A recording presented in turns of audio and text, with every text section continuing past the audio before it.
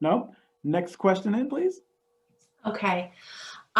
Somebody commented that a few months ago, someone wrote KKK on the back of a road sign in Foxmore, and it was put out on social media in town, and a lot of people wanted to dismiss it as like, oh, they're just crazy kids, or it's just, we don't need to have a discussion around it. I think it's clear from tonight that there should be discussions around that. The question is, what kinds of hard conversations do we need to have in Robbinsville? All right, which one of the panelists would like to take that one? Don't make me call on you now, because I will. I could take any question. I know you can. I'll start it off. I'm going to say that it's not a singular problem. I know a few years ago, I ran for school board, and as you guys can tell, I like to talk, and I loved going door to door to everybody's house and just talking to them and learning their story and hearing about it. But in my experience, going door to door, there were dozens of households where I went and people were like, well, I'm not going to vote for you because you look like that, or I'm not going to vote for you because of your name, or, oh, you're brown, that means you're a Democrat, and I only vote for Republicans. And I'm like, it's nonpartisan. And there's a lot of assumptions being made. Like, you're like, oh, you're Indian, so you only care about academics. I got to see so many people who have these opinions, who looked at me and had their decisions made.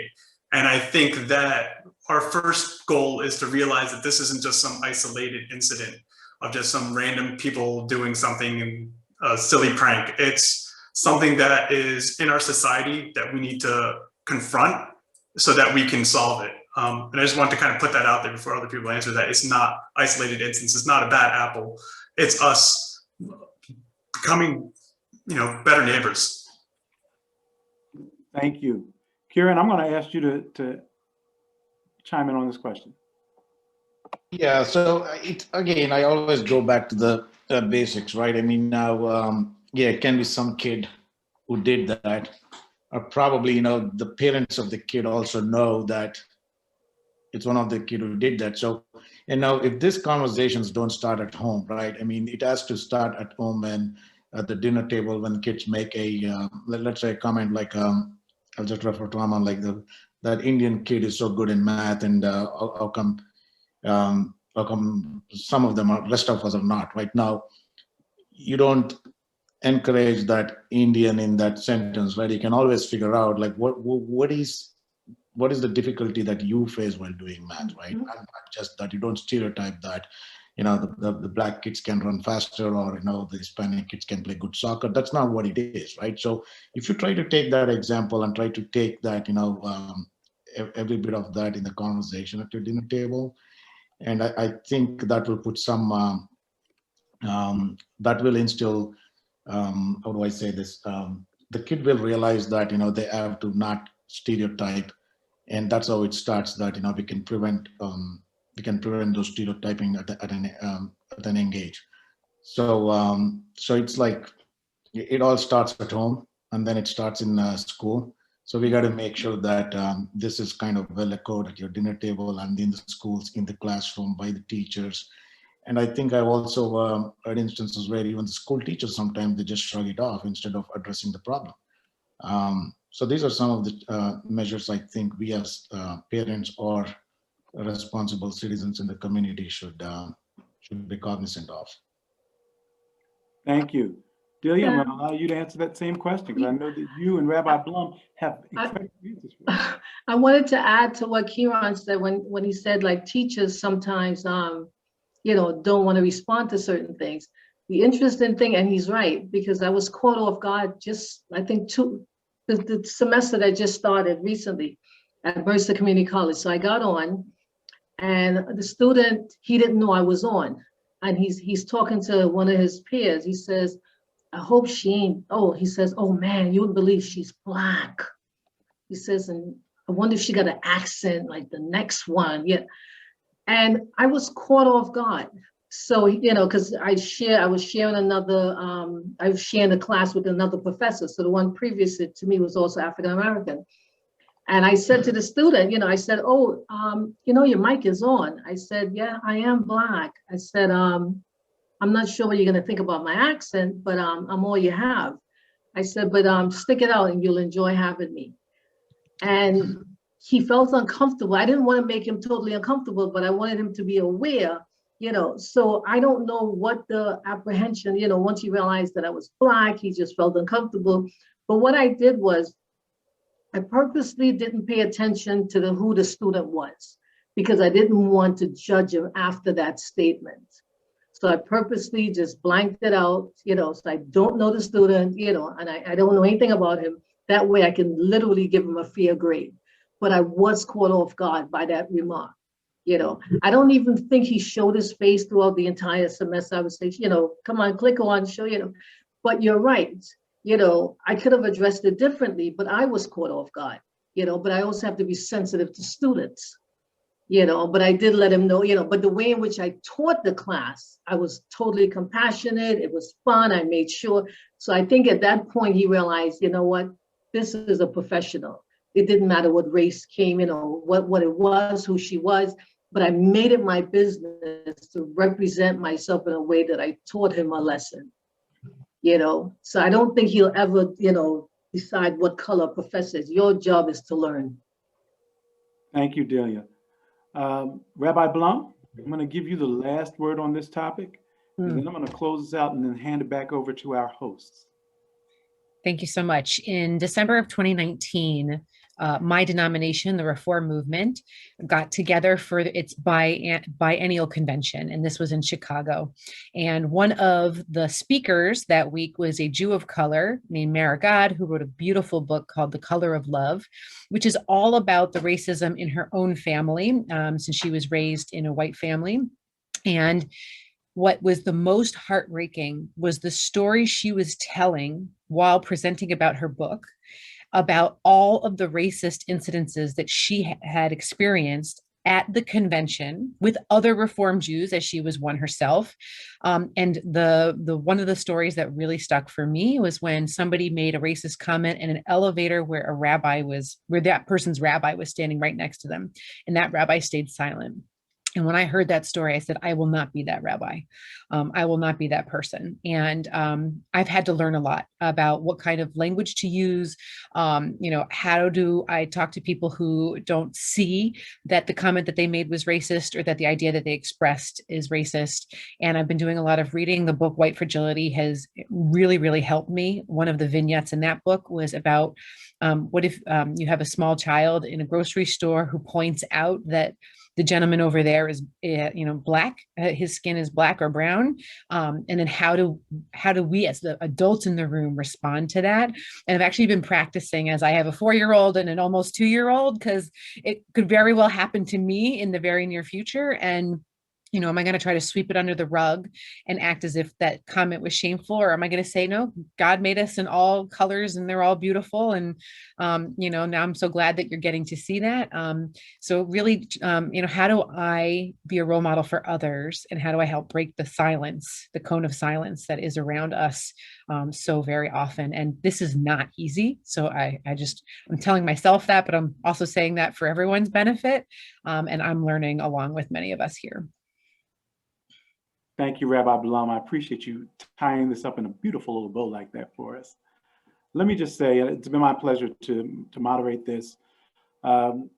We have a lot of work to do, but a good friend of mine once told me that relationships precede work. A lot of times we try to get to the work without knowing one another, without knowing the stories of the people that are standing right next to us. I would say that the Robbinsville Democratic Club, you started something powerful here, because this panel is incredibly powerful. And I know by looking at the people that are out there watching, that it's incredibly diverse as well. So you've created a crucible in which we can really begin the work to emanate from that crucible out. I think that this should not be your only conversation. I know that it's your first. There should be several conversations like this, because the more that we get to know one another, the more we learn about one another's stories, the more impactful we can be in being allies to one another and being real partners in this work of equity and pushing forward what we call the United States of America. Thank you so much for having me.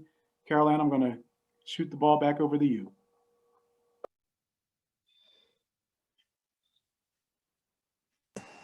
Thank you, Commissioner Frisbee.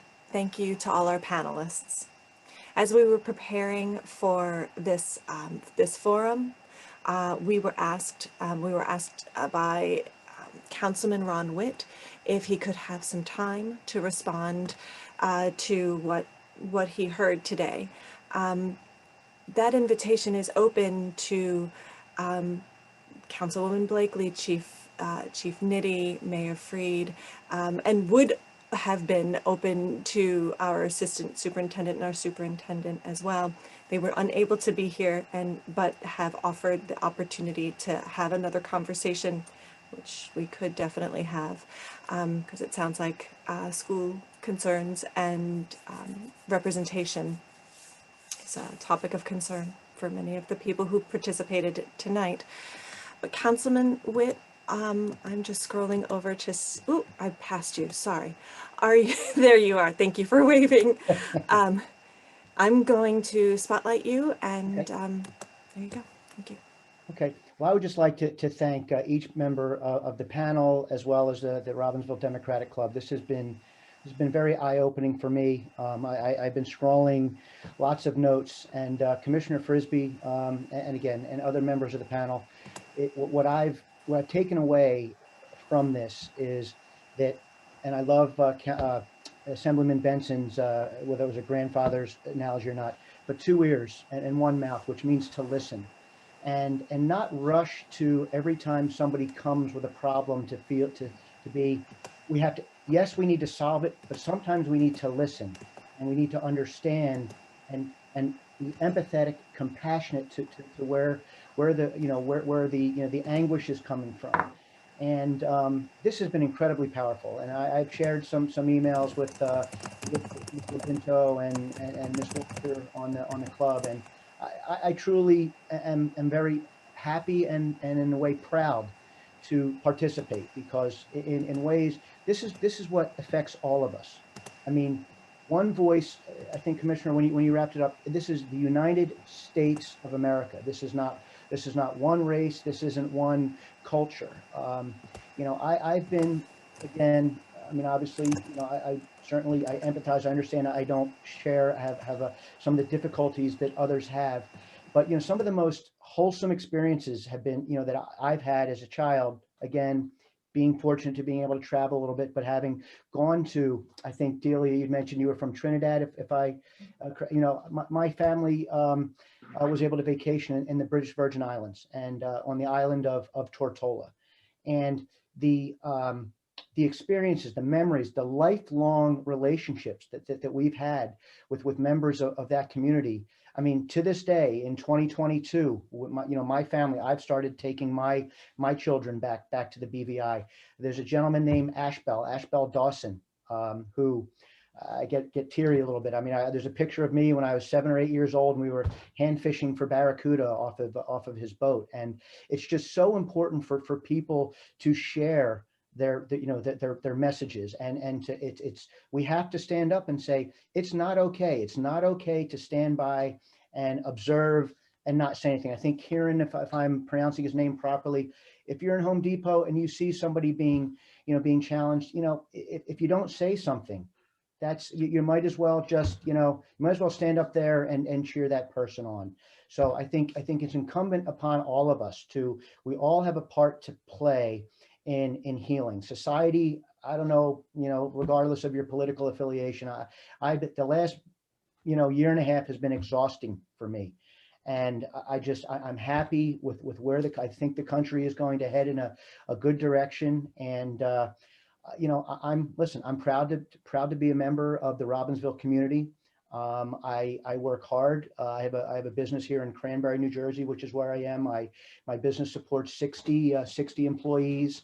When our country was, we were being faced with COVID, one of the biggest responsibilities I felt as the leader of Sweetwater, I didn't know the solution, but what I didn't want was, I did not want people to feel not only the strain of of their health, but don't worry about a job.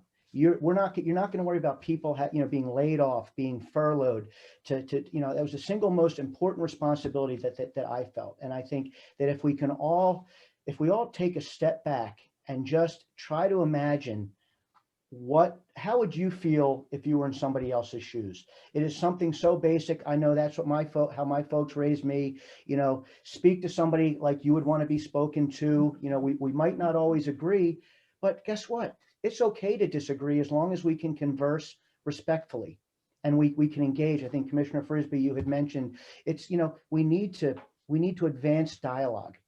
And I think what's important is if everybody doesn't have to go 100%, but if everybody can go a little bit more than 50, we will ensure that there's not that little gap. We go a little bit more than we have to really to affect change. I shared in the chat, one of the biggest challenges that we have as leaders in society is overcoming the most basic, whether it's physics or science, is the laws of inertia. To get a body in motion is the single hardest thing to do. Once we get that ball, that movement in motion, guiding it and getting it into a different direction becomes so much easier than trying to put your back or your shoulder into that to start that process. And I know many of the people that have spoken, and a few of you I haven't. Again, Carol Ann, I thank you for reaching out, and Sonia, I know Sonia well, but thank you for some of the people that have reached out to encourage us, because I believe we have so much more in common than we don't. And if we can work together, that's how change is affected, and how change starts. And if it's okay, and I'm sorry I spoke for a little bit longer, would it be okay if I read Commissioner Frisbee and Ms. Lopinto the resolution the Township Council passed with respect to anti-racism and bias? Would that be accepted? It'll take about 2 minutes for me to run through it. I wish you would. Okay, It's a really good resolution. Okay, great. Thank you very much. So I'm sorry, won't be looking into the camera, I'll be looking on my other screen, but it says, whereas on August 8th, 2019, the Robbinsville Township Council adopted Resolution 2019-195, which celebrates the diversity of the residents of the state of New Jersey and admonished the use of hate of any form of discrimination or racism to weaken the unity of the people of New Jersey. And whereas over the last several weeks, a global conversation has inspired highlighting the scourge of systemic injustice and racial precedents, and how people from all walks of life must come together at this crucial moment to support people of color. Whereas in recent weeks, Robbinsville residents have joined in this global conversation by raising their voices loudly and clearly against racism, systemic injustice, and wanton brutality against Black people through peaceful demonstrations and social media posts. Whereas it is incumbent upon the elected leaders to listen with those with the courage to speak. And Mayor Freed and the member of the Township Council of Robbinsville and the Robbinsville Police Department and other municipal leaders are engaging in open dialogue with residents on issues of race, public safety, to ensure that all residents feel valued, supported, and safe. Now, therefore, be it resolved that the Township Council of Robbinsville, County of Mercer, State of New Jersey, that the Township of Robbinsville once again hereby unequivocally admonishes the use of and condemns discrimination, racism, and systemic injustice in all forms against Black people specifically and against all people broadly. Be it further resolved that the Township Council and Mayor David Freed speak with one voice in affirming that until Black lives matter, all lives can't matter. Be further resolved that the Township Council and Mayor David Freed invite all residents who wish to engage directly on issues of race and public safety to share their views during the 2 public listening periods offered at every Township Council meeting held every second and every 4th Thursday of each month. Residents may also reach out privately to Mayor Freed or a member of Township Council if they are more comfortable doing so at mayor@robbinsville.net or council@robbinsville.net, respectively. And I was very proud to help the other members of the governing body, along with Mayor Freed, to craft that. And I think if everybody takes away a little bit of something, to listen more, to be compassionate, it's just such a huge step in what we can do as a society to come together and heal. And I thank you for being afforded a few minutes to speak, and perhaps too much time, but I thank everybody for listening.